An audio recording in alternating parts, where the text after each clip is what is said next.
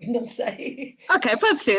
Pode ser. Alexandre, é Estava indiferente? como o Alexandre está em baixo, estava a fazer um dó e tá. Ok, Força, Era isso. fala. Conta-nos então um força, bocadinho. força. É que ele está por baixo de mim. Bom, é assim, quando vocês estavam a falar aonde é que a gente estava, ou quem estava, à época, não era? Estava por aqui, pois, eu tinha 24 anos. E eu tenho, vou caminho dos 71, já pronta para a vacina, claro. Já pronta para a vacina. E então, bom, onde eu estava no 25 de Abril, foi muito curioso porque naquele dia havia um julgamento no Tribunal Plenário dos presos políticos ligados à Ação Revolucionária Armada, à ARA, ligados ao Partido Comunista. E então eu ia lá para ver se tentava que se conseguia entrar. Normalmente não se conseguia entrar, porque a PIDE ocupava os lugares todos do tribunal. Portanto, o 25 de Abril apanhou-me às 5 e tal da manhã na Praça do Comércio. Portanto, eu saí de casa, naquele tempo morava em Moscavide, saí muito cedo, e então cheguei à Praça do Comércio, e depois subi a pé para na altura chamado Tribunal Plenário. E vejo todos aqueles soldados na Praça do Comércio. E eu fiquei, uau, mas o que é que se está a passar aqui, não é?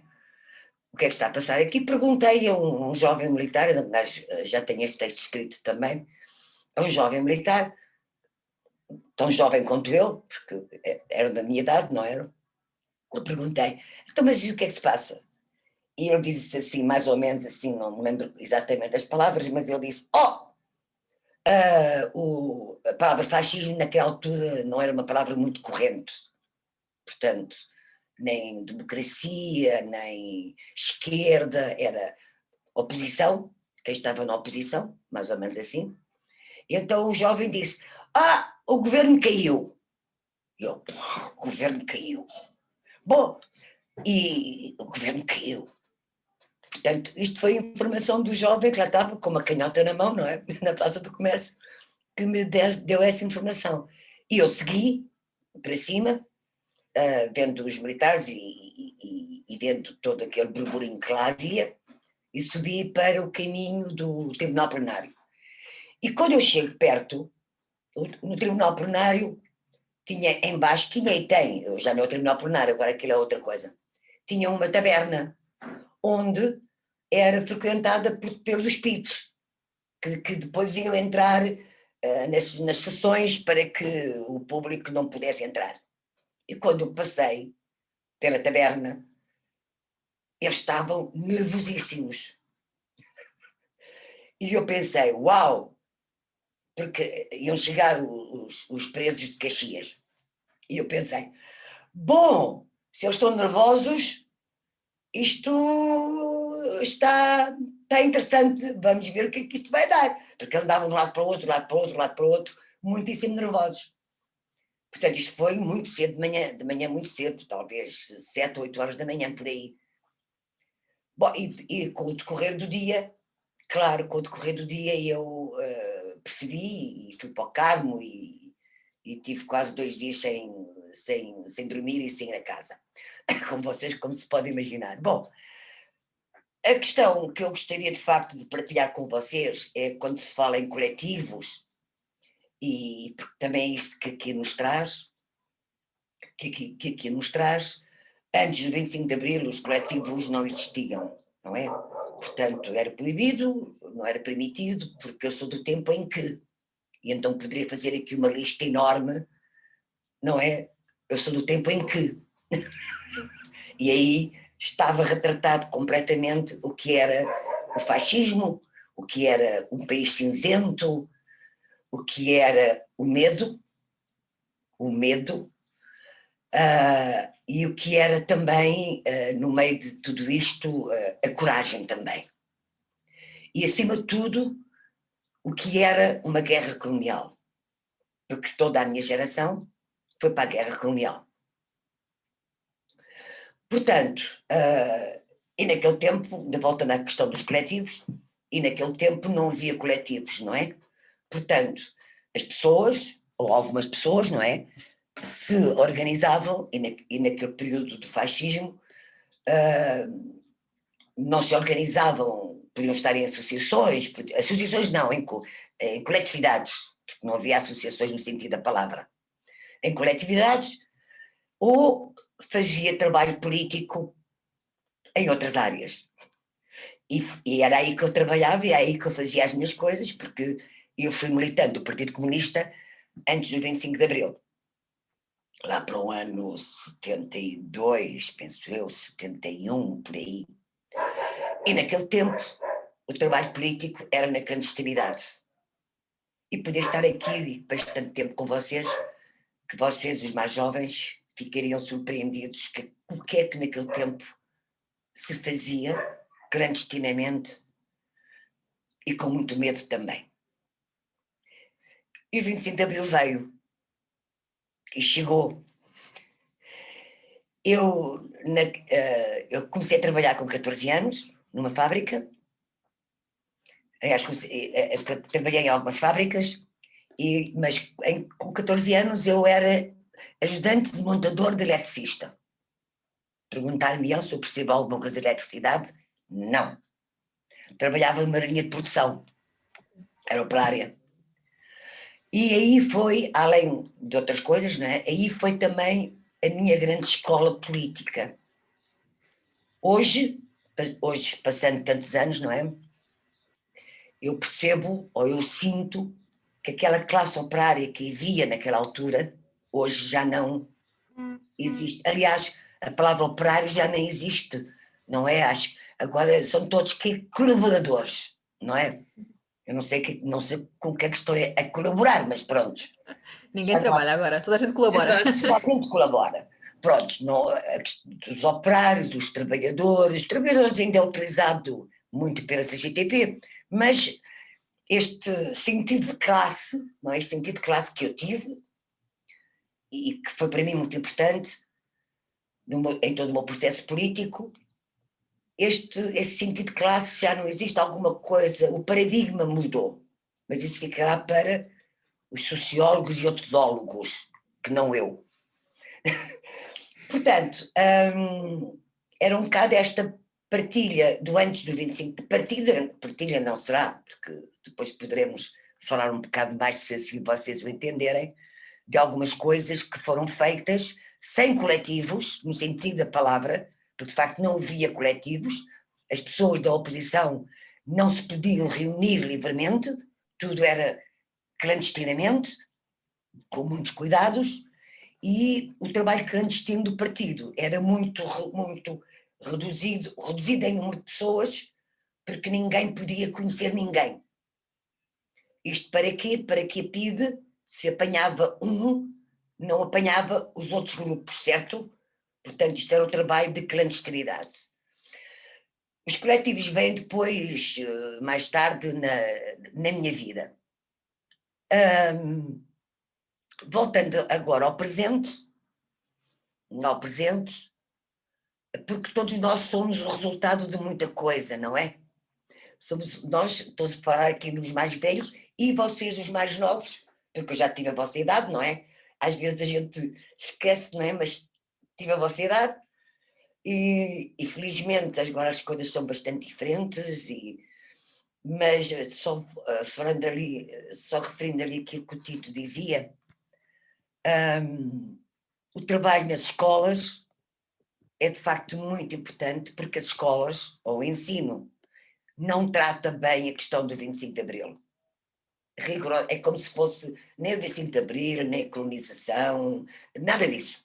Aquilo são programas que eu não sei que não são, quem são os patetas que o fazem, não é? Não tenho a menor ideia, mas de facto, pois, como a minha neta tem 14 anos, portanto eu tenho acompanhado os programas e de facto fico completamente quase que ofendida pelos programas de história. onde os escravos são considerados, como é que é? Objetos de importação ou de exportação, uma coisa qualquer assim. Mercadorias, penso eu. Mercadorias, exato, é É. isso, mercadorias.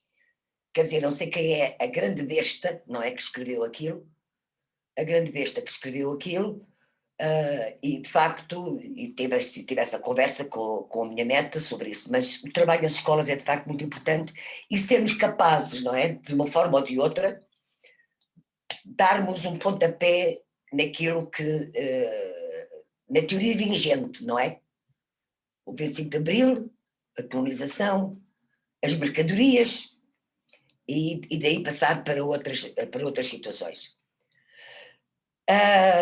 Portanto, eu fui ao longo da minha vida fazendo parte de alguns coletivos, muito mais partidários logo a seguir ao 25 de Abril, até chegar ao 25 de Novembro, aquela data que o Will gosta muito,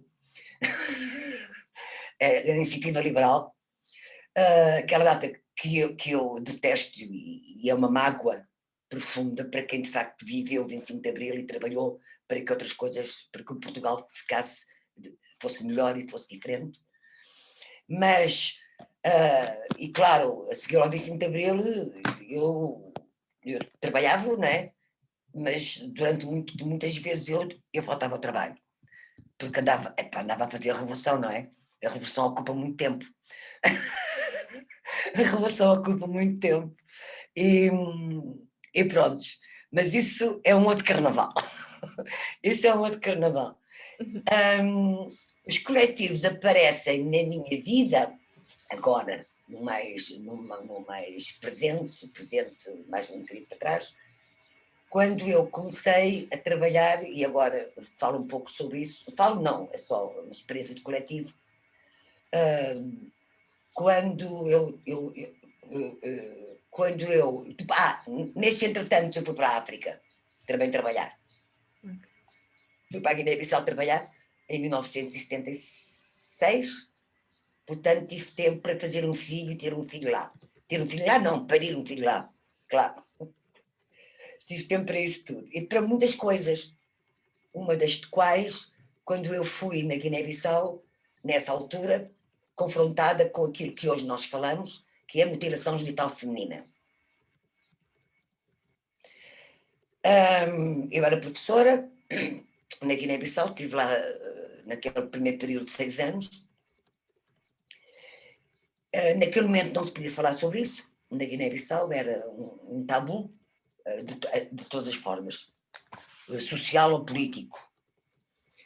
Mas voltei depois, alguns anos depois à Guiné-Bissau e trabalhei aí sim em coletivos de associações durante talvez uns 10, 15 anos, em coletivos na Guiné-Bissau, sobre a questão da mutilação genital feminina.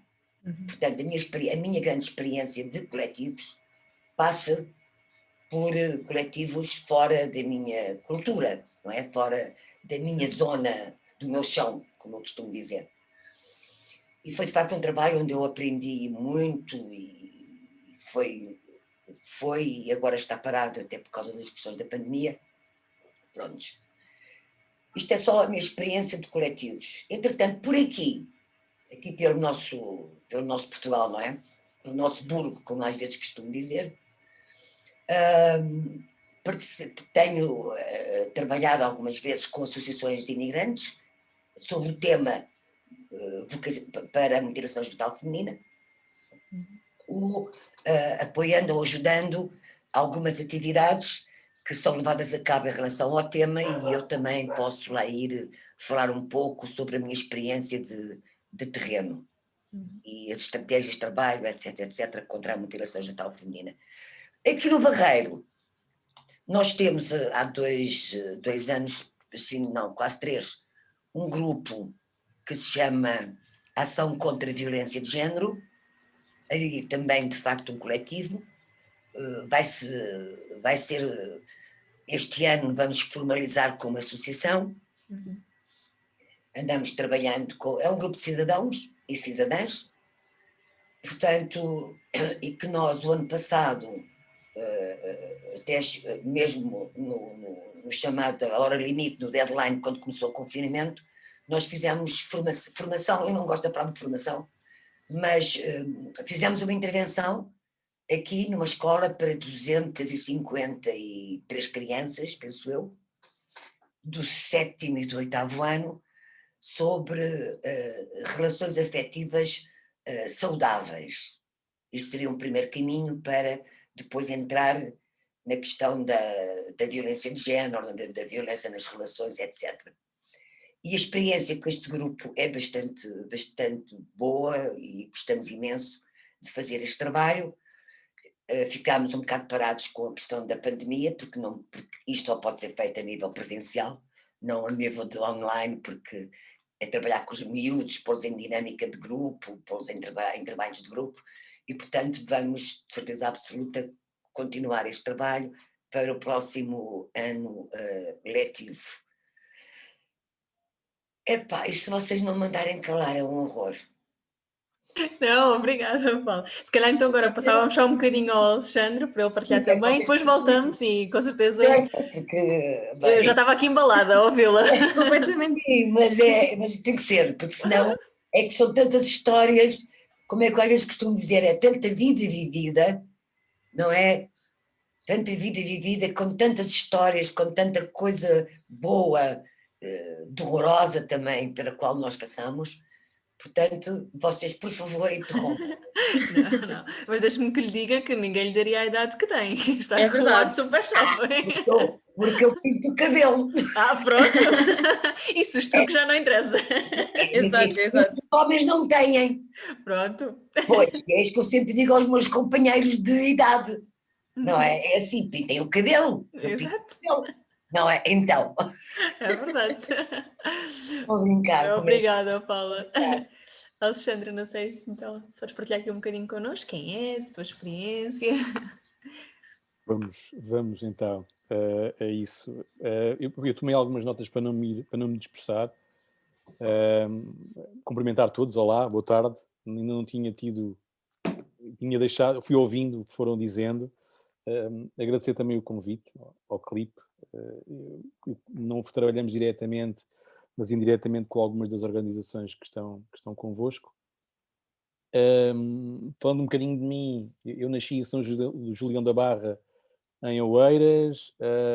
As minhas origens, os meus ancestrais, estão um bocado divididos entre o sul de Portugal, o Algarve, o norte da África e Angola, onde nasceram os meus pais. Em termos de aspirações e sonhos, eu começo sempre por contar esta história. Eu queria ser militar, depois médico, depois economista, e foi ao longo do tempo fui perseguindo esse percurso escolar até chegar a Direito, um bocadinho empurrado, depois de ter tirado um curso tecnológico na Escola Alfredo da Silva, no Barreiro, de Administração e Contabilidade. Daí para a frente, como referi, licenciei-me em Direito e acabei a trabalhar em Tecnologia, tem tudo a ver. Estive em Angola durante alguns anos também, dentro desta área da inovação e modernização administrativa. E atualmente, e de regresso a Portugal, através de uma série de projetos de intervenção social onde vou participando, acabei por estabilizar e conferenciava ontem com o Augusto Sousa, que está aqui, que era um dos meus sonhos, era trabalhar na Avenida Almirante Reis, porque eu moro na Rua Almirante Reis, no Barreiro.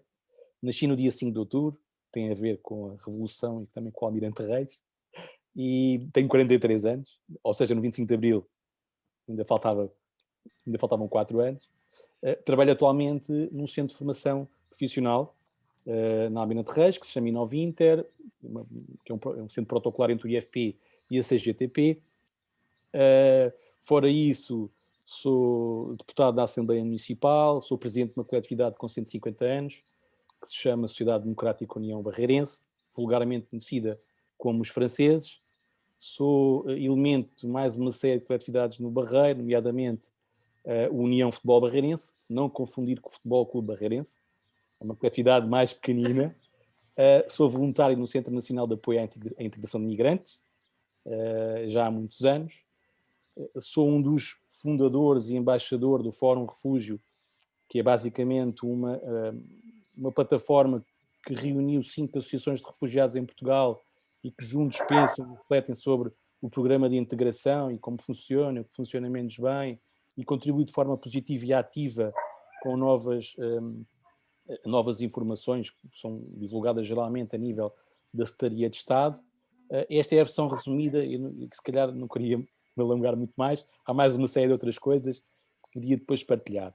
Dentro deste que é o espectro profissional, tenho uma atividade muito, muito forte, muito presente. O Inovinte era um centro que está, de informação que está de Braga, Vila Real de Santo António, nós temos 14 polos, mas a minha atividade está muito mais ligada com o eixo da Almirante Reis, trabalhando com públicos em situação de vulnerabilidade, toxicodependentes, prostitutas, refugiados, migrantes, por aí afora, capacitando, dando-lhes a formação necessária, muitas vezes, e aquele acompanhamento, aquela palavra amiga que é tão, tão importante para que as pessoas se possam, de certa forma, ir integrando e sentindo-se incluídas. Em termos de movimento associativo, que é aquilo que me traz aqui um bocadinho os coletivos, a experiência que tenho tido vem muito daquilo que a Paula estava aqui a referir.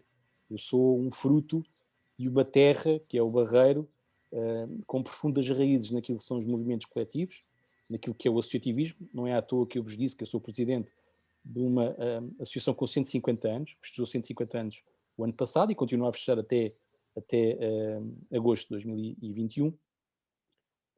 Coletividade essa, irmã de outra, que se chama a Sociedade de Instrução e Recreio Barreirense, que é vulgarmente conhecido como os Penicheiros.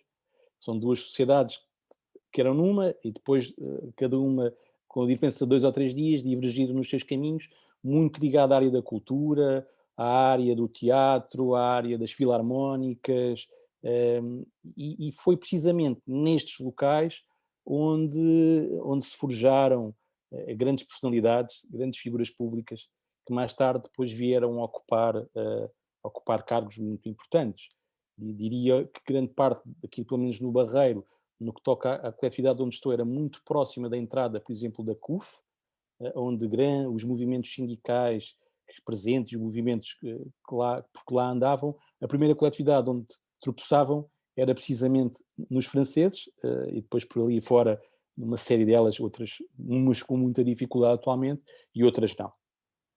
E é precisamente dessa experiência, desse legado, que eu me decidi envolver de forma mais profunda nestes movimentos coletivos, e já falando aqui, que eu não tenho grandes referências, as referências que eu tenho antes do 25 de Abril são a história desta coletividade. Ela tem uma biblioteca, eu vou contando aqui alguns pedaços, alguma da minha experiência. Ela tem uma biblioteca numa das salas, e grande parte desses livros estavam escondidos dentro de paredes para que, quando a PIDE fazia aquelas razzias, não encontrasse os livros, obras que estavam proibidas, não se podiam ler. Os franceses têm uma sala de projeção onde passavam filmes, onde passavam cinema alternativo, e às vezes até um pouco revolucionário para a altura.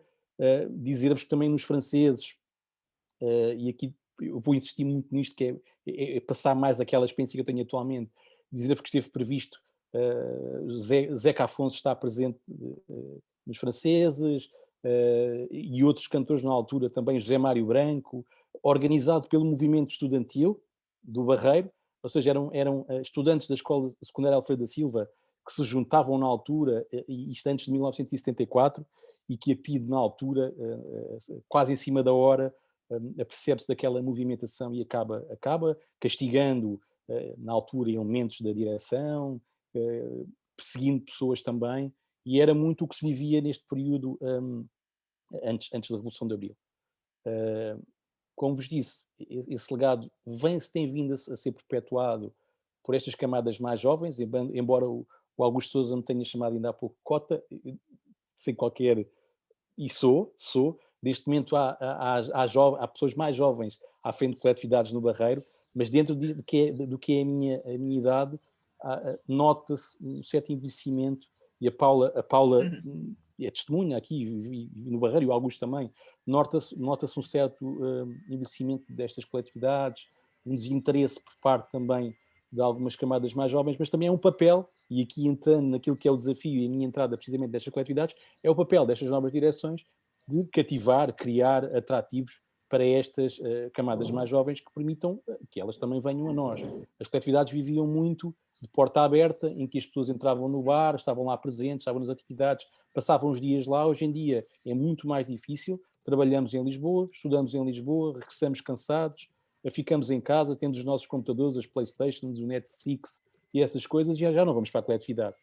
A coletividade é essa onde nós podíamos exercer a nossa cidadania, onde podíamos trocar experiências com os nossos pares, onde podíamos conspirar, onde podíamos estar juntos e perspectivar alternativas e pensar o futuro de Portugal.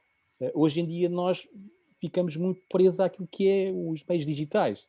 Se calhar, em vez de ir para a coletividade e falar com alguém sobre a situação política atual no Barreiro, ou em Portugal ou no mundo, e fica a mandar uns bitates nas redes sociais. Atrás do teclado, a mandar aqui umas bocas, e depois chego ao final do dia, estou satisfeitíssimo, porque acho que defendi o mundo, e o que é certo é que ficamos num papel totalmente reduzido. Não estou a desvalorizar o papel que os meios digitais têm hoje em dia, de forma alguma. Eu digo que perdeu-se muito aquele que é o contacto pessoal com as pessoas, e que era pessoal, humano, que é fundamental nestas questões. Por isso, dizer-vos, com muito orgulho, que as coletividades, os movimentos sociais e coletivos revolucionários contribuíram de forma decisiva para aquilo que é a democracia e a democratização da cultura. Eu costumo dizer isto muitas vezes. A cultura, hoje em dia, é muito municipalizada. Passa muito por aquilo que são as vontades dos autarcas, ou as vontades dos governos que estão atualmente, ou vão passando ao longo dos anos, e as coletividades têm essa possibilidade e essa capacidade de, por si mesmo, através de coletivos. Vocês são um exemplo disso, o CLIP. Nós aqui no Barreiro costumamos trabalhar muito com...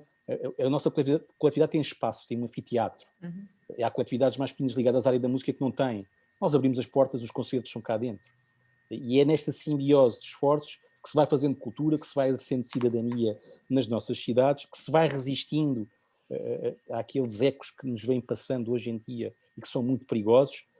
A Paula referia ainda há pouco, e agora vou concluir, porque depois tenho mais histórias mais tarde para partilhar convosco, mas eu sinto-me às vezes profundamente desgastado com alguns movimentos políticos e alguns partidos políticos que, por exemplo, criticam abertamente o 25 de Abril, esquecem-se, por exemplo, que o 25 de Abril no Barreiro é organizado, o desfile é organizado pelo próprio movimento associativo, e depois esses mesmos partidos vêm pedir reuniões ao movimento associativo, a estas coletividades.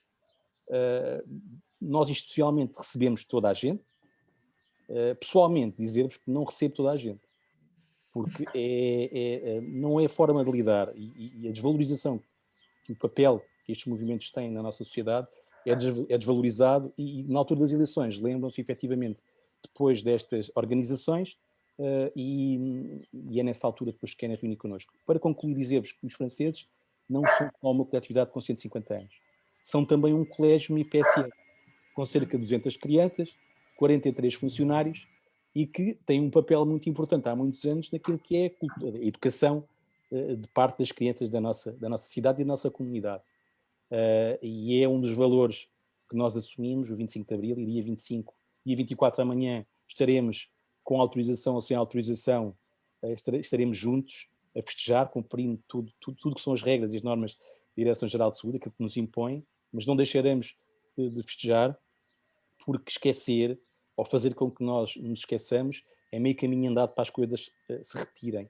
E este exemplo eu retirei daquilo que têm sido os movimentos nos Estados Unidos, os movimentos afro-americanos, em que a tendência é sempre para desvalorizar e dizer que isso já passou, não discutam, o 25 de Abril já foi há 40 e tal anos, agora vamos virar para a frente, e o que nós temos vindo a assistir é precisamente uma tentativa de branqueamento daquilo que foi o 25 de Abril, com um objetivo claro de substituir e de nos tentar, de certa forma, também condicionar naquilo que é o nosso pensamento crítico e livre e democrático.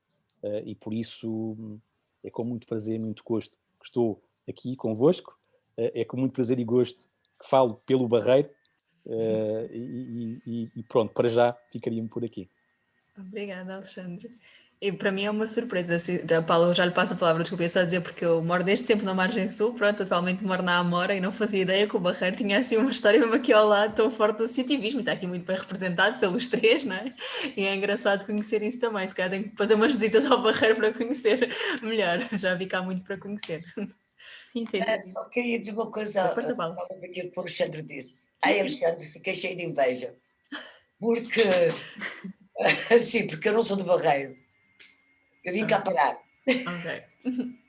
E depois quando, claro, sabia algumas histórias, mas o Barreiro, como eu sou de Lisboa, portanto, Moscavide, Lisboa, portanto, ali na zona oriental, da zona oriental, e sempre sabia, né, mesmo até antes do 25 de Abril, que esta coisa aqui no Barreiro era uau, uau, uau, uau, aqui, aqui não se brincava, não é? Aqui não se brincava. Era porrada até dizer chega muitas vezes. Pronto, mas sempre que eu ouço essas histórias que fui ouvindo, não é? Ao longo dos anos todos que eu estou aqui no Barreiro, mas e que se vê e que se percebe a história que está por aqui.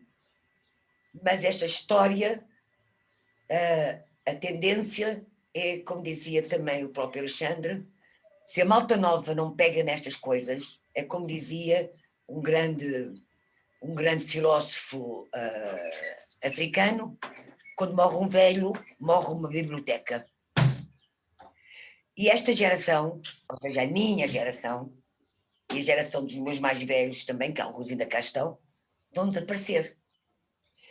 E este espólio, do ponto de vista da cultura, da resistência, neste caso, que o Barreiro era conhecido exatamente por isso,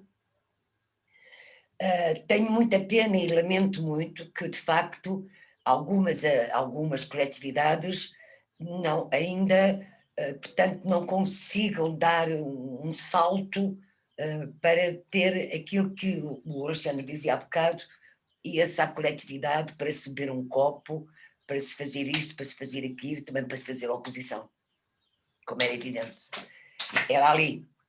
Hoje a gente faz oposição no Facebook, não é? Portanto, aquelas coisas que a gente sabe, não é? E é bom, depois faço aí, ponho um não sei quê, e depois vou dormir descansada, porque já fiz a minha participação para a cidadania. Estou ironizando, como é evidente. A nossa geração, a nossa, não é? Dos mais velhos, não adquirimos, mas a nossa alma, o nosso ADN, não é? O nosso ADN de participação não é exatamente este. Tem que ser, é o outro. Só queria pegar numa coisa quando o Alexandre, porque isto é, como a gente dizia, não tive uma amiga minha, as esquinas da memória, uma história puxa outra. A questão da biblioteca, não era?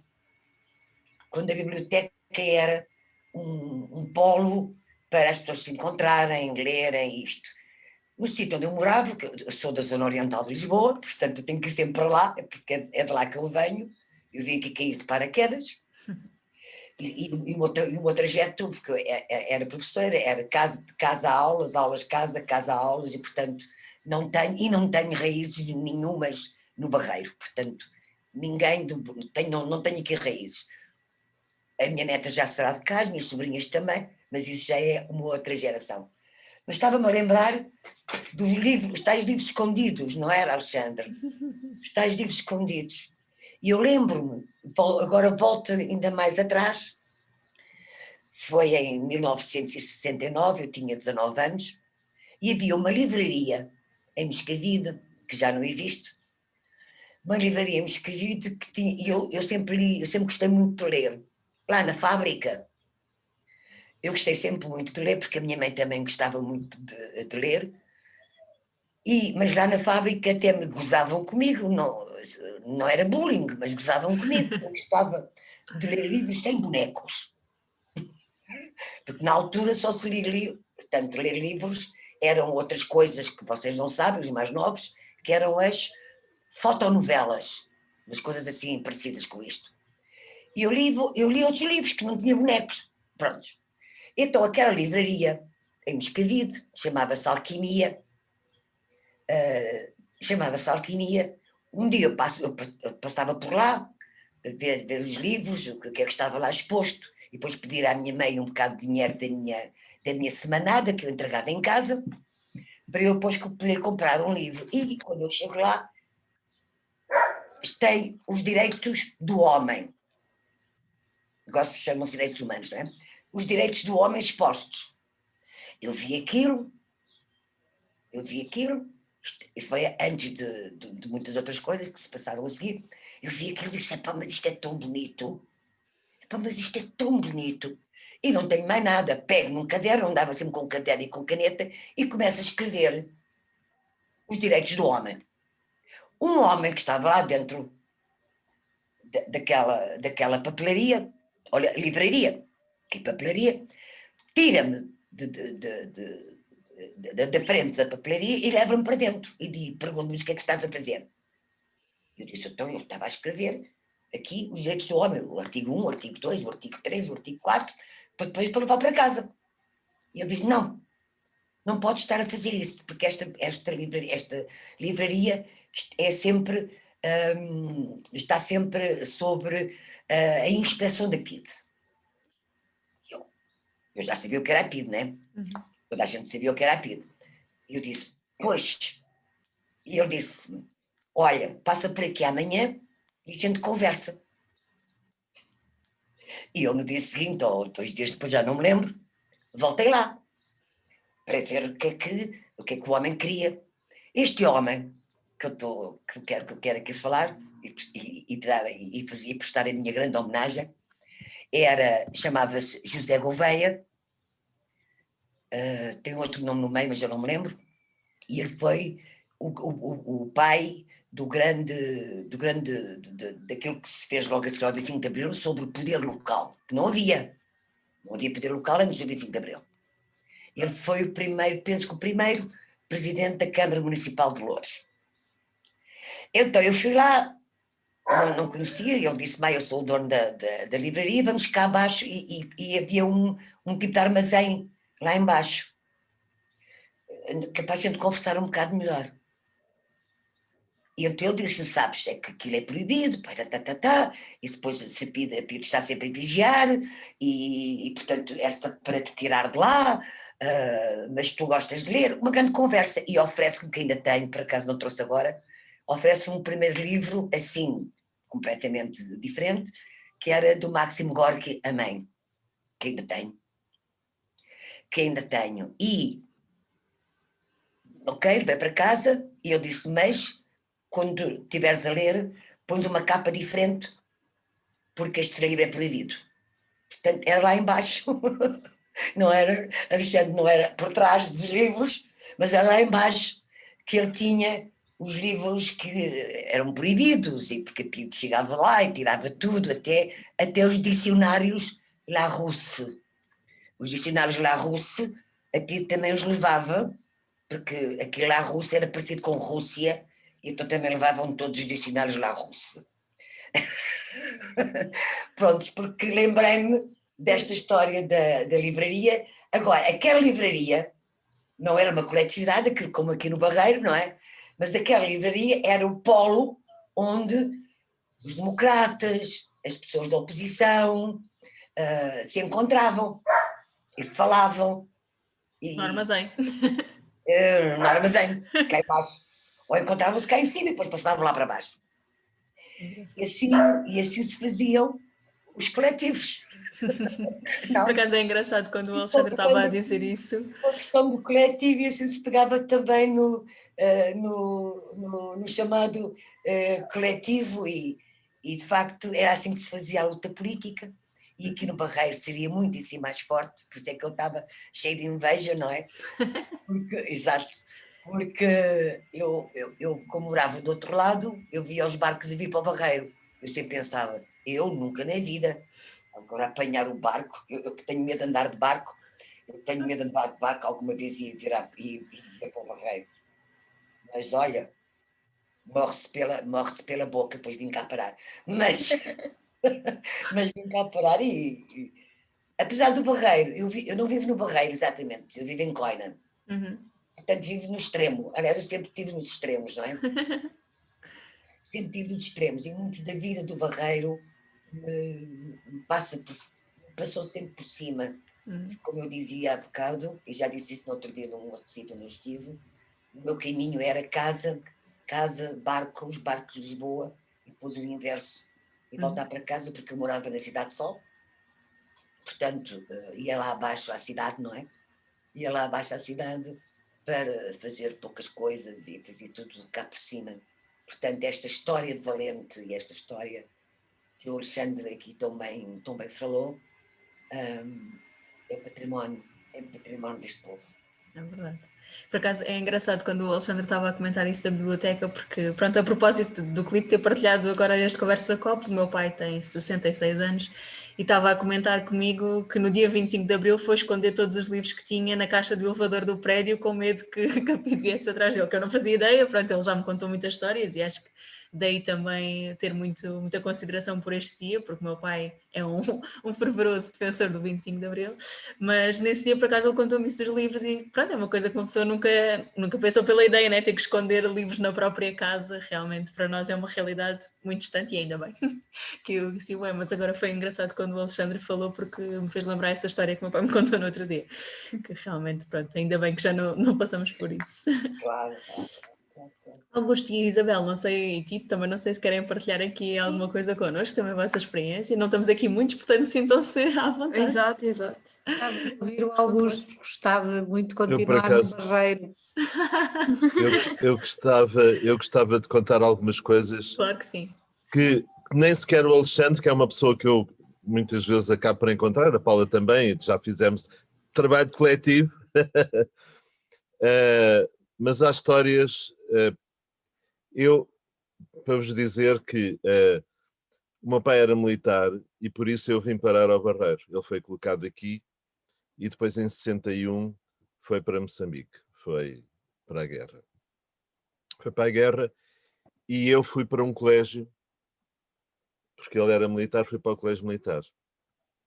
E portanto vocês imaginam que o colégio, durante muito tempo, procurava criar as elites que depois dominavam todas as forças militares, dominavam completamente e não só.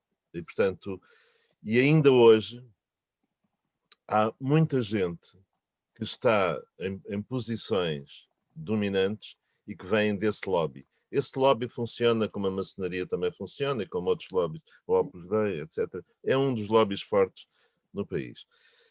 E aconteceu uma coisa muito engraçada que perceber é que um dos ex-alunos era o Spínola. E a Paula conhece porque o Spínola era nessa altura, antes do 25 de Abril, era o governador na Guiné. E portanto, o que é que acontece? Ele e outros militares conhecidos iam lá fazer palestras para nos encarreirar. Só que já havia alguns militares que não eram do quadro, que eram militares milicianos, que já, por causa desta movimentação dos militares, que iam lá fazer serviço ao colégio. E que, obviamente, já traziam outra forma. E reparem que isto é antes de 69, porque eu saí do colégio em 69. E uma das coisas que nós vimos eram filmes feitos pelo Exército Português e filmes feitos pelos movimentos de libertação. E vocês não imaginam, porque nós estávamos ali e o que acontece é que fomos criando uma consciência muito grande.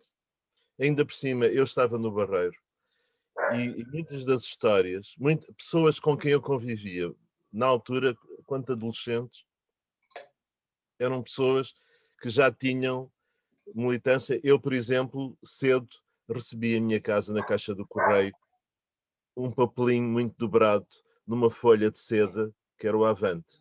Não é? E, portanto, vocês não imaginam o que era isto.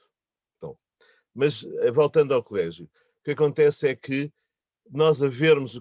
e, entretanto, qual foi a minha viagem de curso? Foi à Guiné, em 69.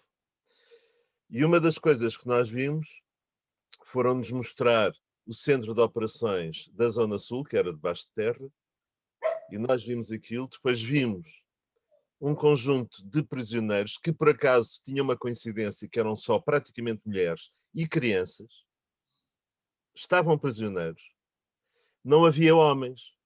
E vocês percebem porque é que não havia homens.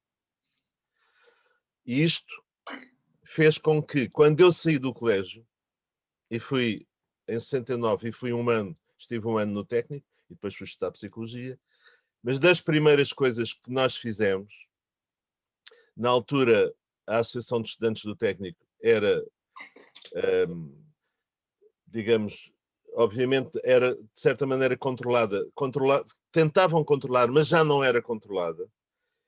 E uma das coisas em que eu participei, e tenho um enorme orgulho nisso, foi um dia quando, no dia da Feira do Livro, o pessoal combinou ir para junto da Feira do Livro e íamos fazer uma manifestação contra a guerra colonial. Quando nós chegámos à Feira do Livro, aquilo estava tudo cheio de pitos. E nós fomos passando a palavra, vai tudo para o Castoré, vai tudo para o Castoré. Porque nós sabíamos, até pelas idades, porque era tudo à volta do pessoal que tinha ali 18, 19 anos, não é? Portanto, e fomos para o Castoré. O Castoré, quando se entrava na estação, tinha ali uma zona onde tinha os televisores, agora já está lá muito mais à frente, mas tinha ali, e portanto nós podíamos estar ali como quem não quer a coisa, como do género como se estivéssemos à espera do comboio. E de repente saímos da estação a pintar os autocarros. 10 minutos depois já estava a polícia de choque com cães.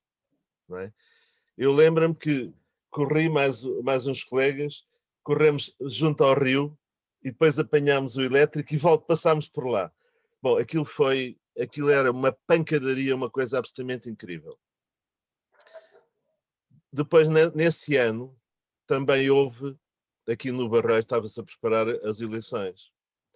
Na rua onde eu moro hoje, em 69, eu estive numa reunião, que era a reunião, que obviamente ali toda a malta clandestina, que estava a preparar a candidatura da CDE, da Comissão Democrática Eleitoral, e portanto era uma reunião clandestina, aquilo não se podia fazer, as pessoas entravam a horas diferentes e tudo, eram umas casinhas baixas. Quando eu vim morar para aqui há uns anos, vocês imaginam, na prática a gente tem depois orgulho nestas coisas.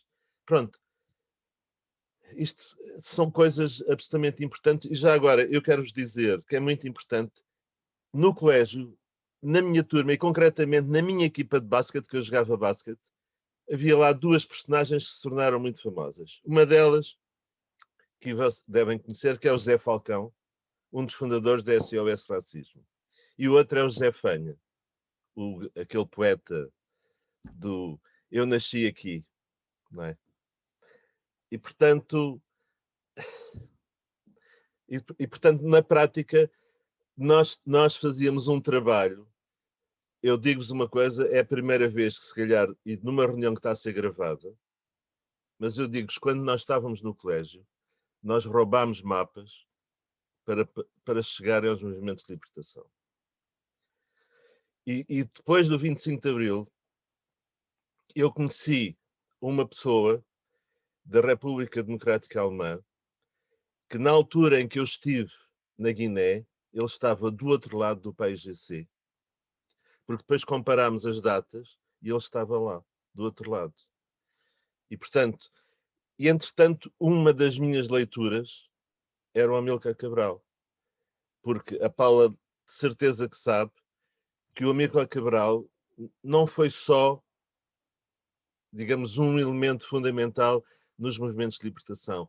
Ele tinha um nível cultural e uma forma de olhar para as pessoas e para as coletividades e para os países, não é? Ele estava muito à frente. E isso era uma das minhas leituras de cabeceira. Porque nós depois arranjávamos esses textos, porque havia redes clandestinas para passar isso. Pronto, eu havia muitas outras histórias, mesmo antes do 25 de Abril. Mas só para vos dizer, por exemplo, em 69, por causa da questão da preparação das eleições, depois no 1º de Maio, houve uma manifestação aqui num largo, que é o Largo da Santa.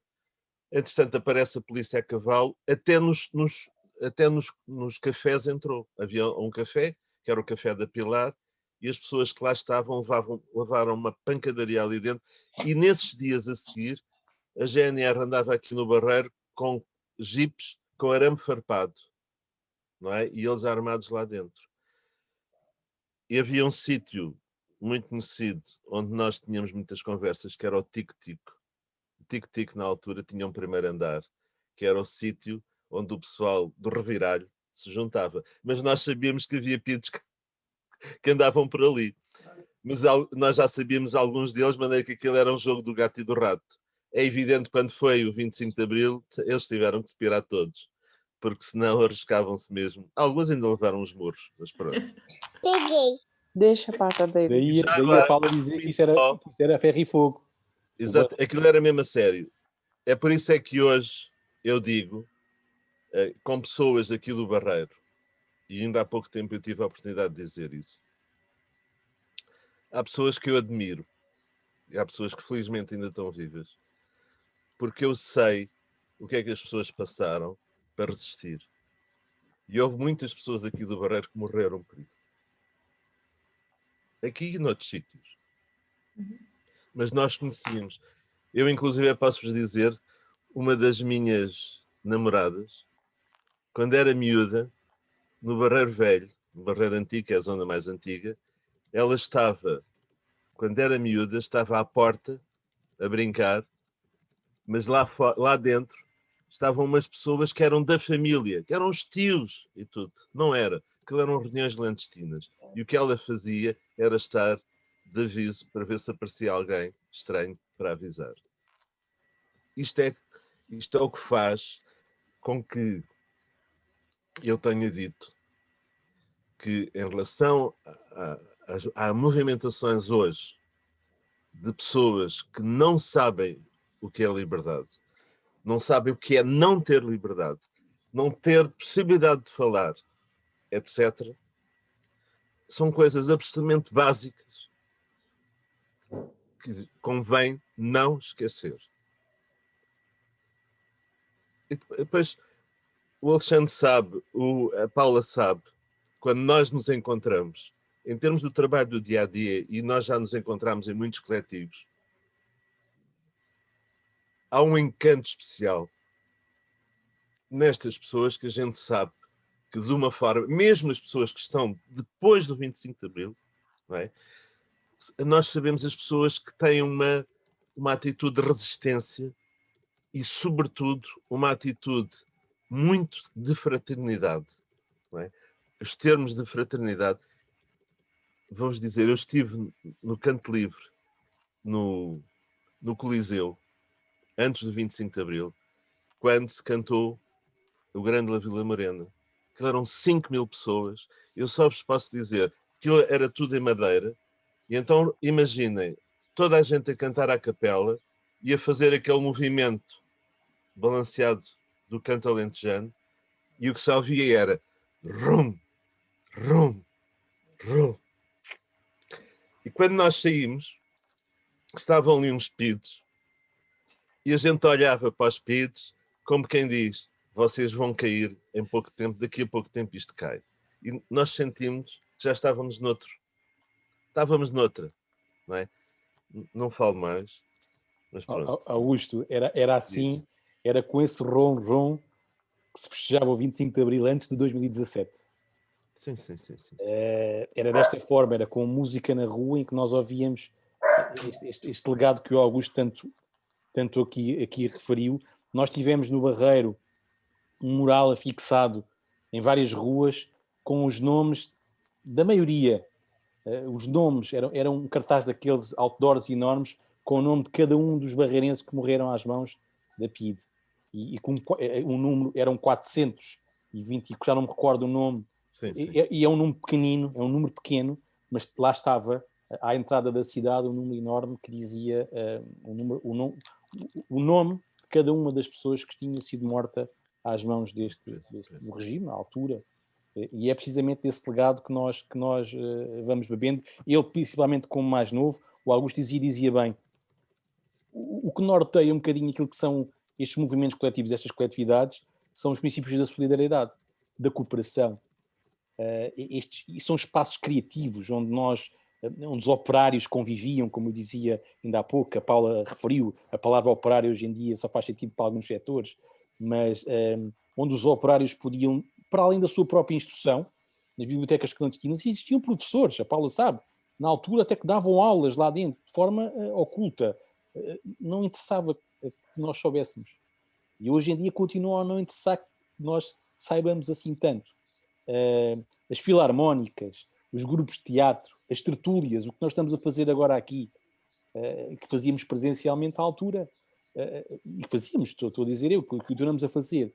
Isto é um bocadinho daquilo que nós temos tentado reviver um pouco, que é exercer aquilo que é o direito de livre associação, de livre reunião, coisas que algumas das pessoas que aqui estão neste momento, que lutaram e para as quais nós muitas vezes não damos valor. Hoje em dia nós podemos estar aqui a conversar, mas podemos estar numa coletividade ali ou no bar, a mandar umas postas de pescada.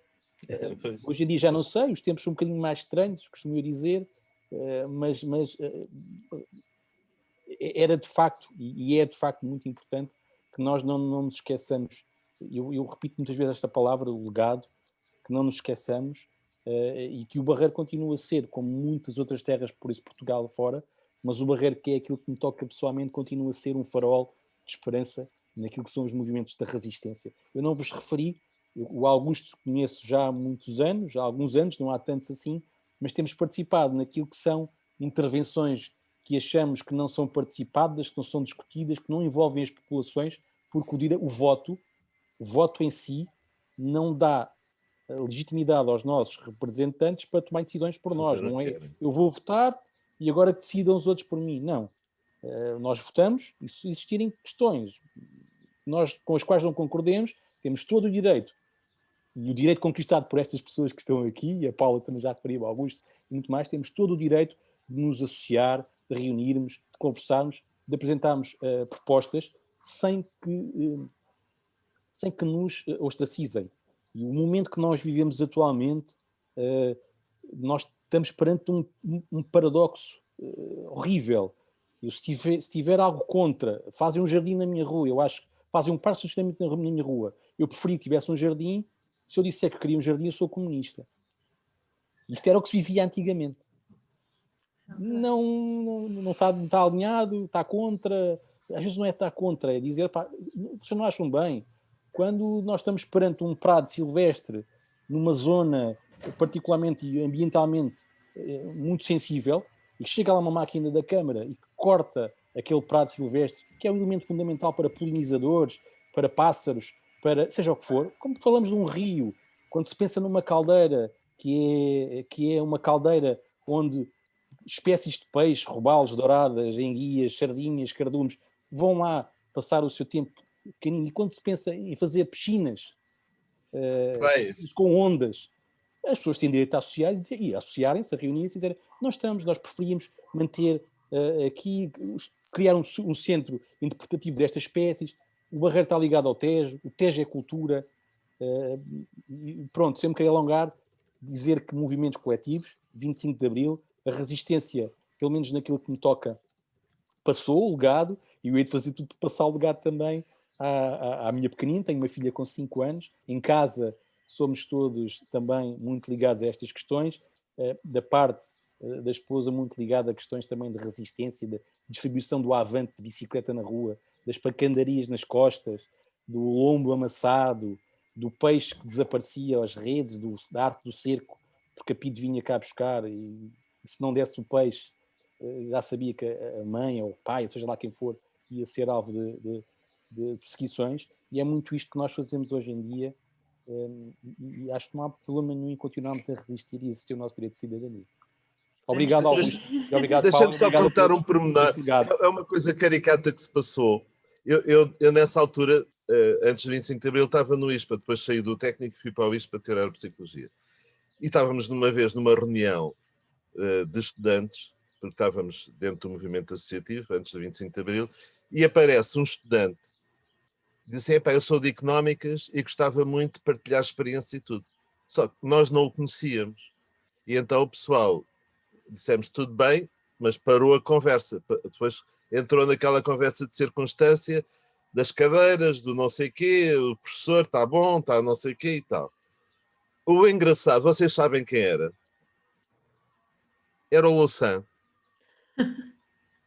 que nós não conhecíamos e que ele estava absolutamente envolvido, tinha estado no Maesgo, portanto que era o movimento estudantil do secundário, e depois obviamente ele envolveu-se politicamente e estava em económicas, e obviamente interessava-lhe, digamos, ter uma ligação com outras escolas, só que nós não o conhecíamos e pensávamos que era algum Infiltrado. infiltrado, não é? Isto acontecia regularmente, não é? Sim, eu nem imagino, devia ser um sentimento de permanente desconfiança, né? De nunca saber em quem é que se podia confiar e não podia, não é? Realmente. Eu gostaria só de fazer mais uma coisinha aqui, se vocês me dão a oportunidade, Claro. Porque quando nós estamos a falar dos tempos antigos, não é? Porque a memória tem que ser registada, deve ser registada, porque o fascismo não existe da forma como existia, atenção, não é? Haverá outras formas mais, como é que eu digo, mais civilizadas, requintadas, não é? Requintadas. Mais que? Mais requintadas. Mais requintadas. Mais sofisticado, um fascismo mais exatamente, mas queria só partilhar com vocês porque temos aqui a chamada velha guarda e temos aqui a nova guarda, não é? Prontos. E nós, de facto, os da velha guarda, os que vivemos e passamos por todas aquelas coisas antes do 25 de Abril, e daí a data que nós, com tanto orgulho, com tanta emoção, continuamos a marchar pela Avenida da Liberdade todos os anos. Lembro-me, e era só porque gostava de partilhar isto com vocês, porque quando houve uma das últimas eleições durante o fascismo, a gente tínhamos aquele período muito pequenino, uma nesgazinha de liberdade, acho que 69, penso eu, ou 71, às vezes a minha memória já mistura as datas, aquela nesgazinha de liberdade para fazer uma série de coisas. Porque quando o 25 de Abril apanhou-me, eu tinha 24 anos, já tinha muitos anos atrás, não é? Já tinha muitos anos atrás. E então, eu lembro-me de que a gente foi proibido um cartaz, na altura da oposição, não é? Era a oposição, que era os cães ladram e a caravana passa. E este cartaz foi proibido, como era evidente. E claro que nós fomos colar aquele cartaz. E fomos colar aquele cartaz à luz do dia, porque aqueles, durante aquele período muito curtinho, não era? Muito curtinho, de liberdade, a gente fazia tudo à luz do dia, porque o outro trabalho fazia-se a outros níveis. E de facto, apesar do medo que nós tínhamos do fascismo, como era evidente, porque tínhamos coragem, é verdade, mas tínhamos o coração muito, muito, muito apertado em todas as coisas que nós fazíamos, mais na clandestinidade, porque já aí havia outras regras, mas quando era à luz do dia, mas fazíamos. E eu lembro, como vocês sabem, eu não sou do Barreiro, portanto a minha zona é a zona oriental, era em Moscadide, Olivais, a zona operária, era ali que eu estava, exatamente era ali que eu estava, e fizemos então uma colagem desses cartazes, como era evidente, fizemos uma colagem com esses cartazes. Isso é só para dizer que nós tínhamos coragem, mas tínhamos muito medo. Ou seja, o medo está sempre junto com a própria coragem também. Portanto, não é uma coisa separada da outra. Não é uma coisa separada da outra. Como eu estava a ler a zona operária, ali de Cabo Ruivo, portanto, ali era a minha zona de trabalho e também político. E então, claro, ele veio um escadote. Portanto, a gente tinha que colar aquilo com escadote. O escadote era da minha mãe. E a polícia, claro, a GNR, ali na altura, claro que nos cercou, nos levou para a esquadra e lá vou eu também com o escadote. Claro, isto foi num período eleitoral. um período eleitoral, né? Todos cheios de cola, todos cheios de cola, todos sujos, e eu com o escadote da minha mãe, não é? Isto é só para vocês verem, porque apesar de tudo, é preciso até, como é que é, quase que desdramatizar as coisas, porque também havia situações completamente incríveis, não é? Portanto, eu era novinha, era da vossa idade, né? Os mais jovens que estão aqui, não é? Os mais jovens que estão aqui, éramos também todos com esta idade, talvez mais um cotinho ali no meio, não é? Mas éramos mais a malta nova. E cá fomos todos para a esquadra e eu com os cadotes, certo? Agora, evidentemente, todos nós e dizíamos sempre, o nosso princípio era, tudo que a polícia dizia, a gente dizia que não. Sei lá, desde perguntar o nosso nome, a gente dizia que o nosso nome não era aquele. Ou seja, a negação era sempre absoluta. Era sempre absoluta. Tínhamos a colar cartazes? Não. Estávamos todos sujos de cola, não é? Tínhamos a colar... Então, de quem é esse escadote? Esse escadote eu sei lá. É o escadote da minha mãe, não é? Esse escadote eu não conheço, esse escadote de parte nenhuma. Alguém pôs escadote aqui. Ou seja, apesar do medo, porque tínhamos medo, como era evidente, porque não se brincava, não era aquela situação assim, portanto, também tínhamos a capacidade de torear a polícia. De torear a polícia e fazer isto tudo. Claro, porque eu estava cheio, todos nós estávamos sujos de cola. Portanto, dizíamos que não estávamos nada a colar cartazes. E, portanto, o escadote também não sabia como é que o escadote veio parar as minhas costas.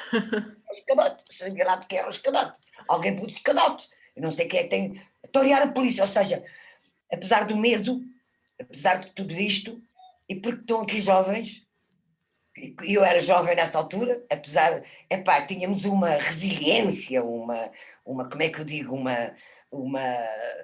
sei lá o que é que a gente pode dizer, é assim, ok, tudo bem, mas então vamos historiar. A gente queria levar porrada, levávamos, claro, como era evidente, podíamos levar porrada, mas esta resiliência, esta resistência, eu estou a falar na zona oriental de Lisboa, não é o Barreiro, porque como eu já vos disse, eu vim cá parado. Mas, de facto, era malta nova, como vocês, alguns que estão aqui, e como é que eu digo, este voluntarismo, esta vontade de mudar o mundo, que era, nós naquela altura, tínhamos, a gente sabia lá o que era, a gente não sabia o que era democracia, a gente não sabia o que era liberdade, a gente não sabia, sei lá, eram palavras, não era? A gente sabia que havia uma guerra colonial, onde a nossa geração foi bater com os costados. A gente sabia que havia movimentos de libertação.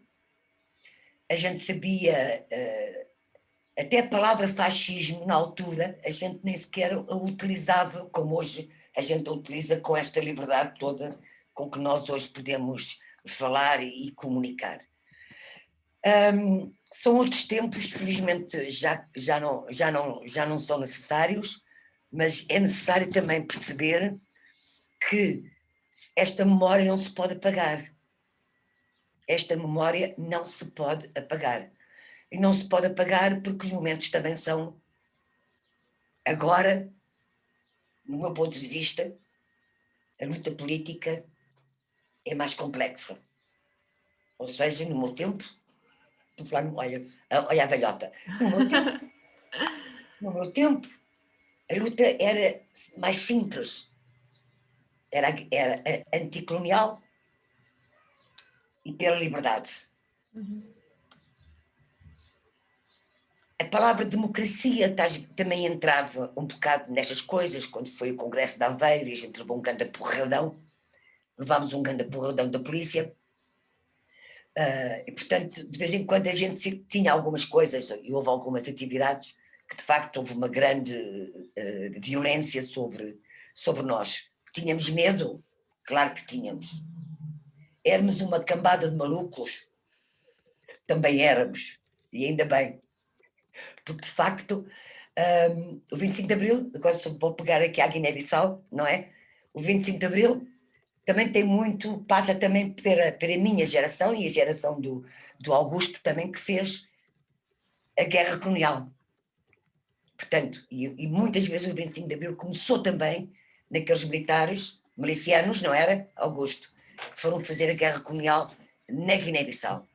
Na Guiné-Bissau eu trabalhei, como vocês sabem, muitos anos, e trabalhei também com antigos combatentes do PAIGC, portanto guerrilheiros, que fizeram a guerra do outro lado, e eu tive o privilégio de, trabalhando com eles durante 4 anos, de combatentes, e ouvir histórias, algumas delas cómicas, outras dramáticas, outras terríveis, até de um lado e até do outro. Portanto, qualquer guerra é aquilo que a gente sabe, a guerra dizimou, a guerra colonial dizimou a minha geração, não é? Portanto, a minha geração dizimou no sentido de não só terem que fazer a guerra, como depois ficarem com os traumas de guerra. Portanto, isto no fundo são memórias para trás que eu não gosto de viver nas memórias, não sou pessoa que gosto muito de viver agarrada às memórias, mas a memória é muito importante, porque o povo que não tem memória perde tudo. E é aqui que o Barreiro tem memória. De volta aqui ao Barreiro, porque temos aqui mais com companheiros do Barreiro, que eu não sou de Barreiro, eu continuo a dizer isso porque a minha memória não passa pelo Barreiro, passa por outra zona, que é uma zona oriental, e portanto, era um pouco isto que se passava, e por isso o valor do 25 de Abril, que para os jovens já diz pouco também para o meu filho, que nasceu em 77, portanto, e passei de facto algumas coisas, diz pouco, muito pouco para a minha neta, que tem 14 anos, que hoje transformamos numa festa, e acho muito bem, como é evidente, é uma festa de libertação, mas há toda aqui uma história atrás, de passado, que não pode ser esquecida, a luta dos nossos companheiros que pelo caminho ficaram, e que não estão presentes hoje, e que são também os grandes combatentes pela democracia e pelo 25 de Abril. Mas, e agora perdi-me porque me estou a começar a falar estas coisas e acaba por se emocionar, mas pronto, eu acho que fico por aqui porque ia dizer outra coisa qualquer, mas eu já não me lembro. Se calhar ainda volta à memória. Isabel, não sei se calhar teve uma experiência diferente também em Angola, não sei se quer partilhar um bocadinho connosco, era um bocadinho mais novinha, mas com certeza também tem memórias, não sei se quer partilhar um bocadinho, entretanto se a Paula se lembrar depois. Eu posso falar? Penso que é uma experiência diferente e é uma experiência diferente que também não está escrita nem na história de cá, nem na história de lá. Eu vivia numa cidade, no Lubango, no sul de Angola. O meu pai era professor e tinha, na altura, 9 filhos, por isso uma grande casa. E a nossa casa era a casa de toda a gente, por isso, como era uma cidade onde havia universidade, onde havia liceus, onde havia uma escola agrícola, todas as pessoas que vinham das outras partes de Angola para poderem estar na cidade para estudarem, já sabiam que a nossa casa era a casa onde toda a gente podia ficar. E havia uma regra em casa, a casa era muito grande, mas havia uma regra, sempre que houvesse amigos, nós dormíamos no corredor. A nossa cama era sempre dada aos amigos. Isto era uma regra de quem chega tem a minha cama. E, de facto, o meu pai foi um professor que, desde cedo, apoiou muito os seus alunos, e os seus alunos, dando uma grande força aos poucos alunos africanos que estudavam nos liceus, nas escolas secundárias, e que tinham uma grande consciência do que era um Estado colonial, que nos educou nesta questão dos nossos amigos serem todas as pessoas e não os amigos de determinadas classes sociais, sendo aquela cidade uma cidade muito elitista e muito colonial, e então havia uma grande preocupação de nós termos 2 linguagens, a linguagem pública e a linguagem de casa, para o meu pai não ser preso. Havia muito essa preocupação. Os livros do meu pai eram da cidade toda, havia uma lista de empréstimo e ele dizia, olha, tu és o terceiro porque agora vai primeiro para o não sei quantos e depois para a não sei quantas, e eu hoje mantenho esse hábito de emprestar todos os meus livros aos meus alunos e eles perguntam, professora, porquê é que me vai emprestar os livros? Porque eu tenho e os livros só são úteis se forem lidos. E então empresto os livros a toda a gente e andam à roda e depois dizem, não tens medo de perder os livros? Eu não, os livros perdem-se se estiverem parados. E de facto essa paixão dos livros e das leituras, de me lembrar dos livros clandestinos, dos livros que precisamente as livrarias, como dizia a Paula, havia um amigo da Lelo que recebia esses livros e que escondia, havia essa porta da parte de trás que ninguém sabia que existia, onde havia acesso a esses livros escondidos, havia livros que as tipografias imprimiam, a parte da frente com o que estava na capa e as outras folhas a seguir com textos subversivos e com livros que estavam proibidos, e por isso eu soube sempre que havia dois mundos e que tínhamos que ter muito cuidado com tudo o que dizíamos, porque também havia PIDE e havia uma grande dualidade de distinção entre os povos naturais. Aliás, as pessoas naturais de Angola tinham um bilhete de identidade diferente do bilhete de identidade das pessoas naturais de Portugal. E de os jovens e das jovens africanas que trabalhavam lá em casa como trabalhadores domésticos, terem um cartão de visita do meu pai, porque sempre que houvesse um enrascanço da PIDE, o meu pai ia lá buscá-los e eles tinham que apresentar aquele cartão, porque ele sabia que havia uma grande injustiça e uma grande desigualdade. Houve também uma livraria, que é a Livraria Imbondeiro, que era a livraria que publicava poetas angolanos e escritores africanos.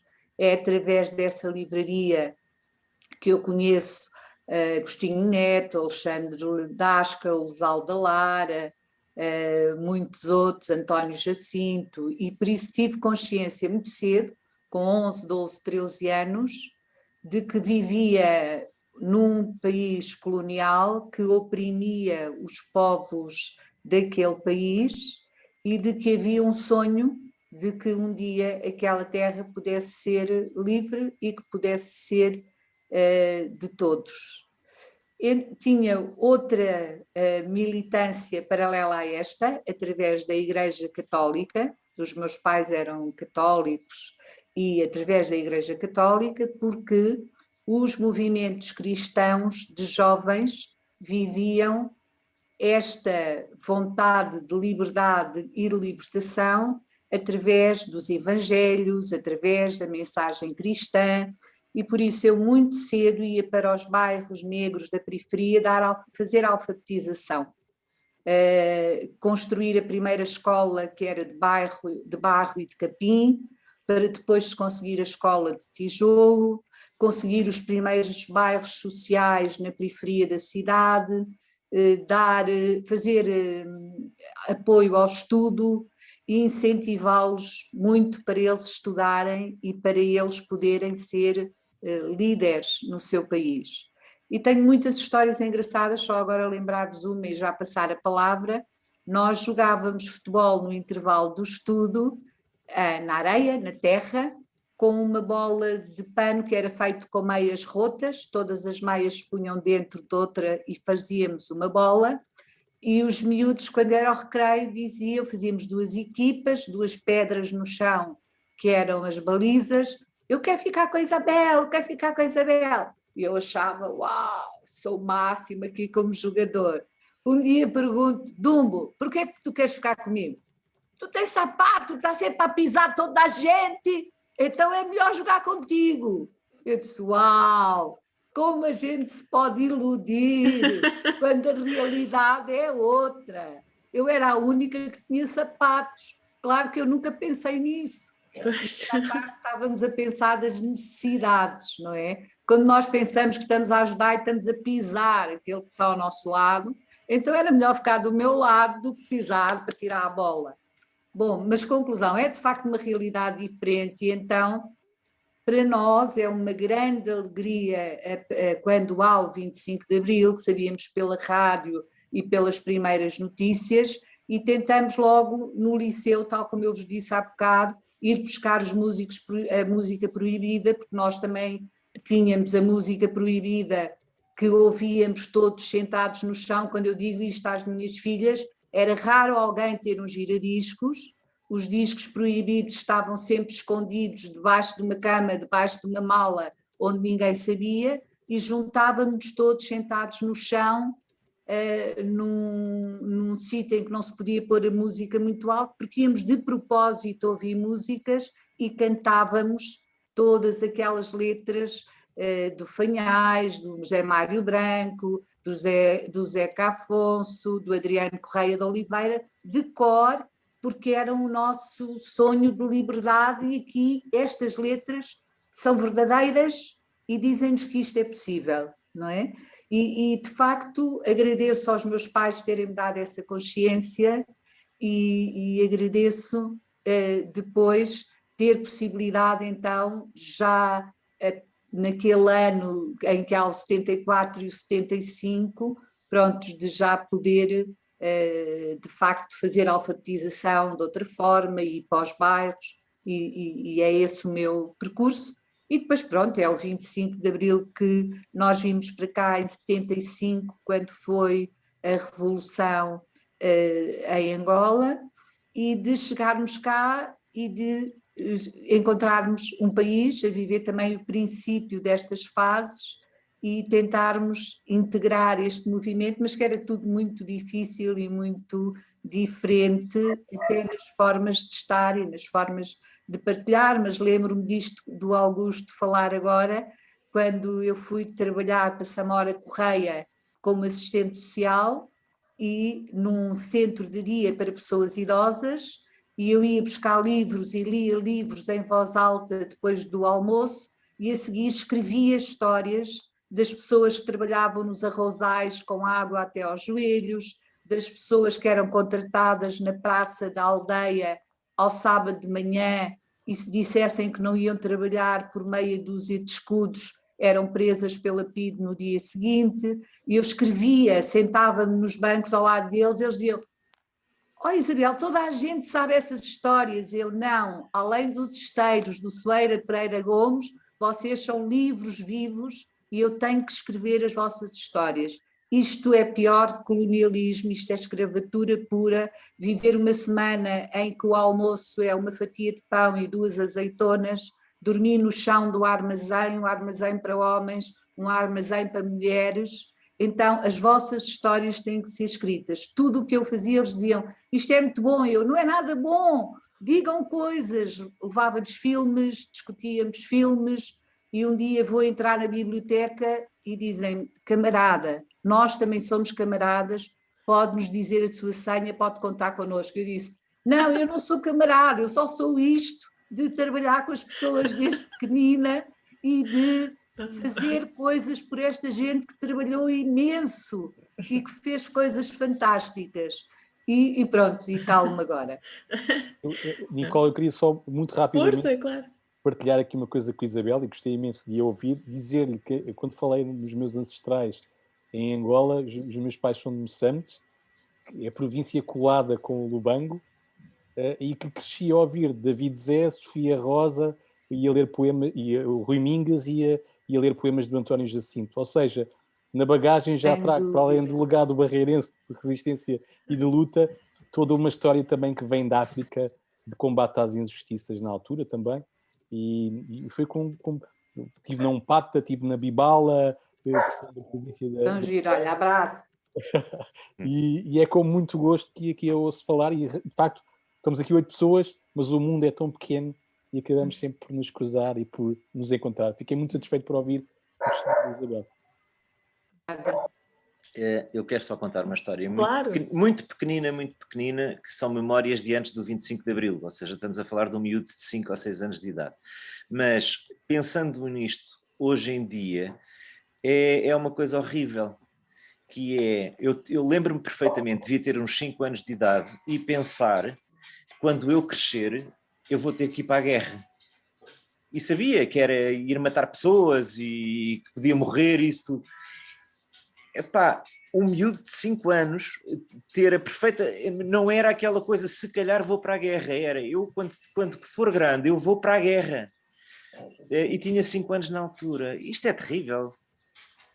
E não estou a falar de quem foi mesmo para a guerra, mas uma pessoa crescia a pensar que, pronto, eu, quando atingir uma determinada idade, também vou para lá. O que é assim uma coisa assim um bocado alucinante, não é? Pronto, isto é só... Não, é engraçado, já agora partilho nessa lógica, né? Já falei um bocadinho do meu pai, porque de facto acho que é graças a ele que tenho este pensamento e este espírito, e fico emocionada de vos ouvir. Mas é engraçado que ele estava-me a dizer no outro dia que até lhe disse, devias aparecer lá no Conversa Cópia. Ele disse, eu não posso porque eu estou desiludido com o 25 de Abril e as pessoas não iam gostar de me ouvir. Porque ele estava a dizer que não imaginas o que é, porque o meu pai foi fazer inspeção para ir para a Guerra Colonial no dia 1 de Abril de 1974, portanto meu pai não foi mesmo porque aconteceu o 25 de Abril, porque senão ele teria ido.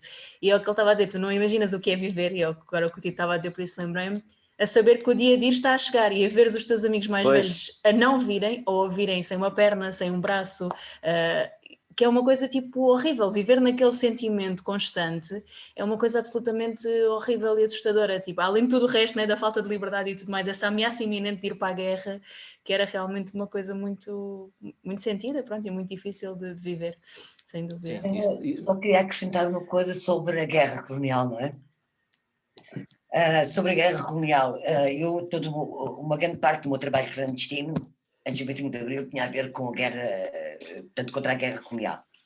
E fui parar a Guiné-Bissau, não é? Depois, por ironia do destino, o destino prega muitas das partidas, olha, e fui para a Guiné-Bissau em 76, portanto, mais ou menos um ano após o 25, o maldito 25 de novembro, que pelo nosso país passou.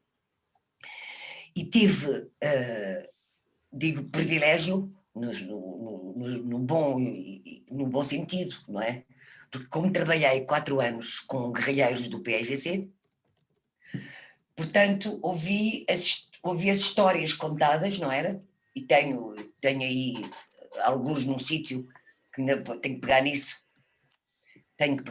e quando nós com a nossa idade já estamos em situação de urgência de pegar nas coisas, porque já temos menos tempo à frente do que temos para trás. Histórias que de facto eram contadas durante a Guerra Colonial. Isto contado por combatentes, não é? Por guerrilheiros. E por filhos de guerrilheiros também.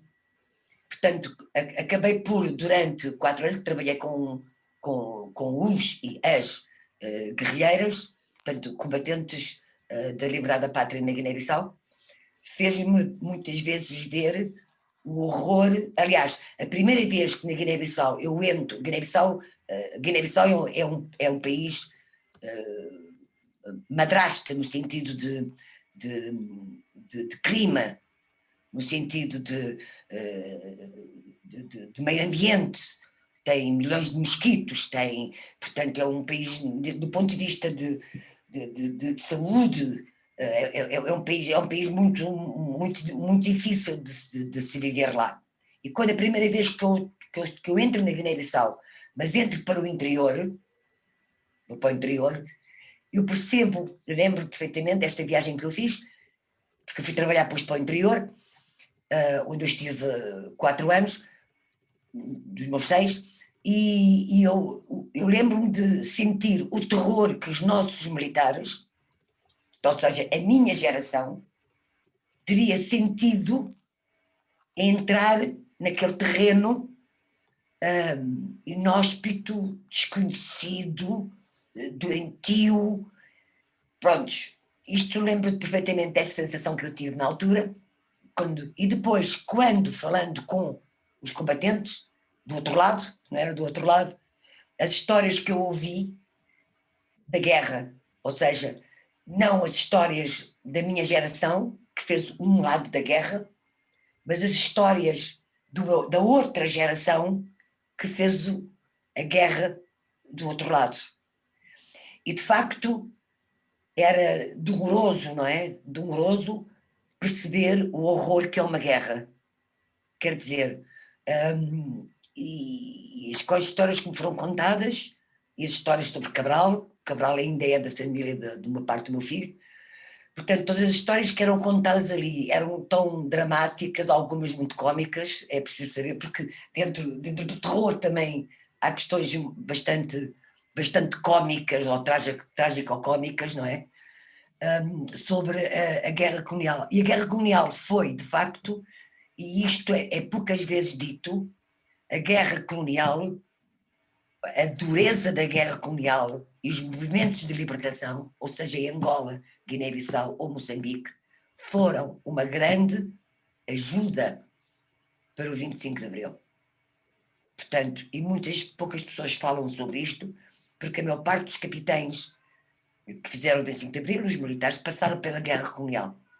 E, portanto, isto deu-lhes uma bagagem de luta, de resiliência e de resistência, e pouco se fala sobre, de facto, quase como eu diria, em em outras situações, devemos aos movimentos de libertação e à guerra, e aquilo que aconteceu por lá, não é? Dramaticamente, o 25 de Abril. E, portanto, a nossa homenagem a quem tombou na guerra, seja de um lado ou seja do outro, uns porque toda a malta, toda a minha juventude que ia fazer a guerra colonial, eles não queriam ir, como era evidente, não é? Nem sabiam sequer o que é que os esperava lá. E na Guiné-Bissau era, que já para os mais velhos aqui, a Guiné-Bissau era, na altura, quem se portava mal das universidades ia fazer a guerra na Guiné-Bissau, em Bissau, porque era considerado o Vietnã. Era muito dura a guerra lá. E pronto, e ficar-me por aqui com uma grande homenagem ao nosso grande Amílcar Cabral. Obrigada.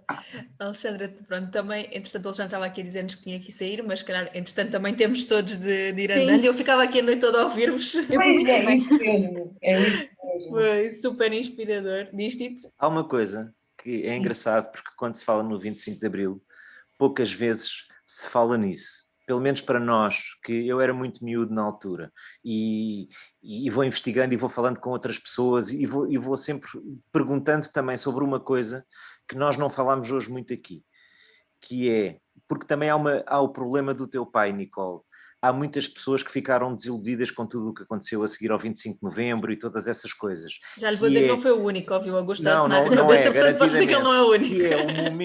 E é um momento, eu tenho aqui um livro que é um livro incrível e que ainda de alguma maneira dá mais curiosidade sobre isto, que é um livro que foi editado por uma associação que já não existe, que é Abril em Maio, que é todos os recortes de jornais do mês de março, do mês de maio de 74, e ver a loucura das coisas que aconteceram.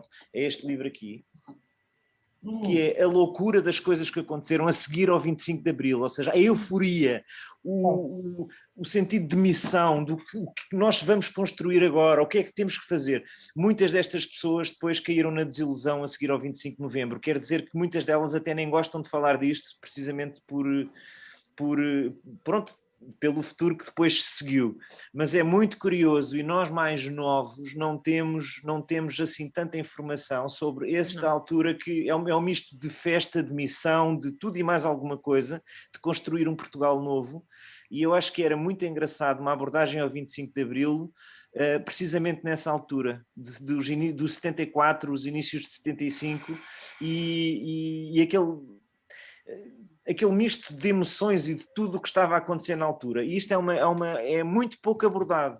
É muito pouco abordado e é uma pena.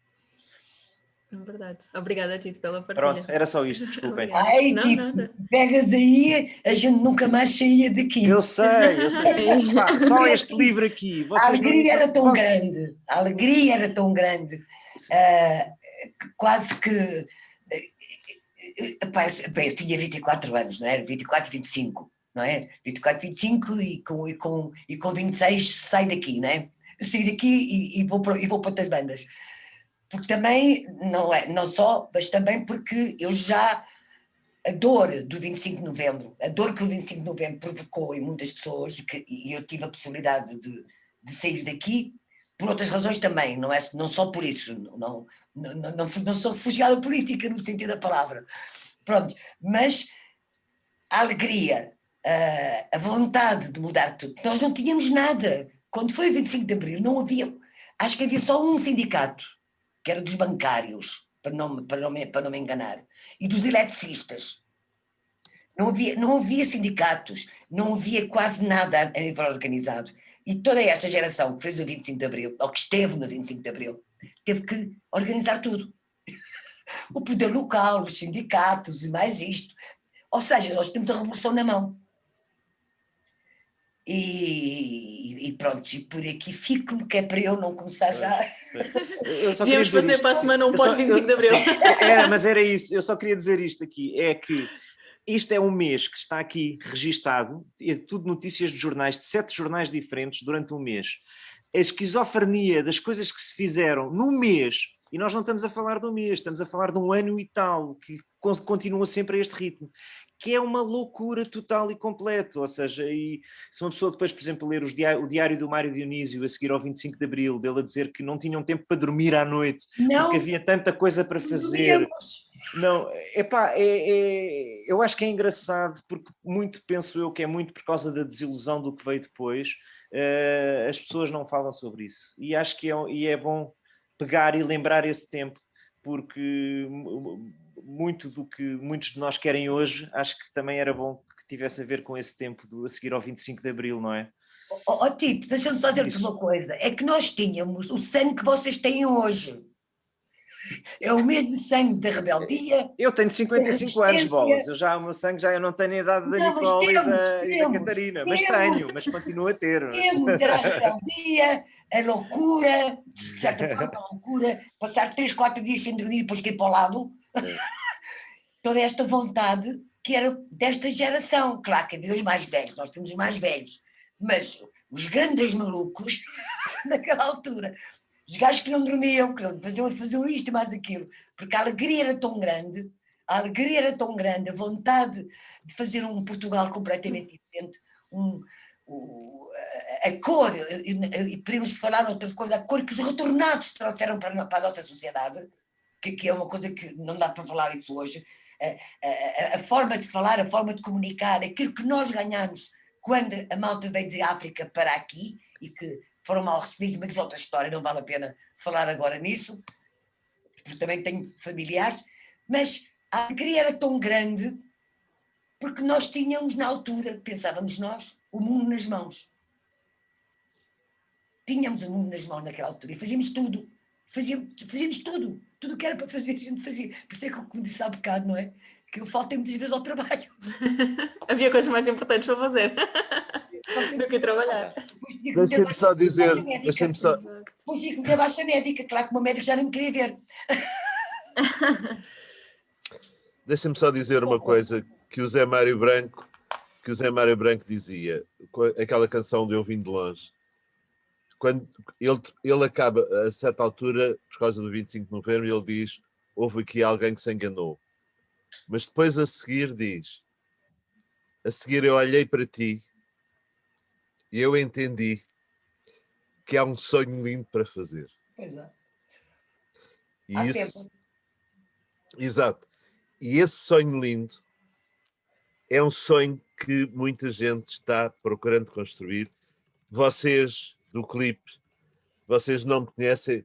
Eu lembro-me do clipe, ainda ele não existia quanto associação, era ainda nos primeiros, quando havia ali ligações na Alta de Lisboa, etc. E muitas das coisas que aconteceram ali e que acontecem hoje, convosco, não é? Porque nós vamos acompanhando, que acontecem em muitos outros lados, esse é, digamos, o caminho, ou seja, há caminho para fazer, e é como eu disse logo ao princípio, nós não nos podemos esquecer de princípios absolutamente fundamentais que nos devem guiar e não deixar que as pessoas que são os vendilhões dos vários tempos, não é, nos deixem conquistar. E no fim, Isabel, eu adorei aquilo que a Isabel teve a dizer, porque teve a dizer outra forma de olhar que é uma forma de trabalho de irmãos, não é? Verdadeiramente. E este conceito de irmãos é um conceito muito amplo. Portanto, na prática, é aquele que agora, quando a gente diz que a questão da diversidade não é um problema, é um valor. Não é? Isso tem a ver com este conceito muito lindo de nós olharmos para os outros como irmãos. Portanto, e aprendermos todos uns com os outros. Por isso é que quando Alexandre diz os refugiados, claro, é tão bom perceber quem são e depois o caminho que podem fazer e aquilo que nós podemos aprender. Não é? Há muita gente que veio. Eu trabalhei, por exemplo, no Val da Amoreira e tanta gente boa que eu encontrei. Não é? Como lá na Cidade de Sol. Aqueles jovens malucos, mas que tinham tanta coisa boa dentro deles e têm, e se foram afirmando. Esse é o caminho que a gente tem que fazer. Portanto, quando a gente olha para o 25 de Abril e o que se passou a seguir, é só uma forma de nós olharmos e não nos esquecermos que houve um antes do 25 de Abril, que houve um 25 de Abril e que há um caminho a fazer e que continua a fazer. Não é? Portanto, eu acho que estamos todos irmanados nisso, não é? E, obviamente, voltando ao Zé Mário Branco, cada um de nós tem um bocadinho de farnel para ajudar no caminho. Da minha parte, contem sempre, ok? E muito obrigado. Obrigada. Abraço. Fizeram-me a minha felicidade hoje. Obrigada. Obrigada. Augusto, mesmo. muito gosto em rever-te. Obrigado. És uma referência para a minha geração também, do trabalho social, do trabalho da RUM, do emprego apoiado e da rede de emprego. Muito obrigada. Ok, tudo bem. Continua a ser o meu grande amigo, companheiro, compadre e guru. Tens um privilégio. Aprendo somos tudo com ele. Somos todos. Um privilégio. Ok. Depois destas palavras inspiradoras, quase não tenho nada a dizer. Só queria, mais uma vez, em meu nome pessoal e em nome do clipe, agradecer-vos imenso terem estado aqui hoje. Foi super inspirador ouvir-vos. Tive grande parte do tempo, e acho que ainda estou aqui com um nó na garganta de ouvir as vossas histórias. Sim. E obrigada pela vossa partilha, por partilharem momentos que não foram fáceis e por terem tido a coragem e continuarem a ter, de continuar a lutar por um país e por um mundo melhor, não é? E obrigada a todos por isso.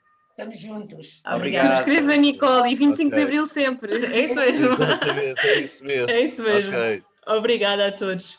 Obrigada. Até à próxima. Obrigada. Obrigada.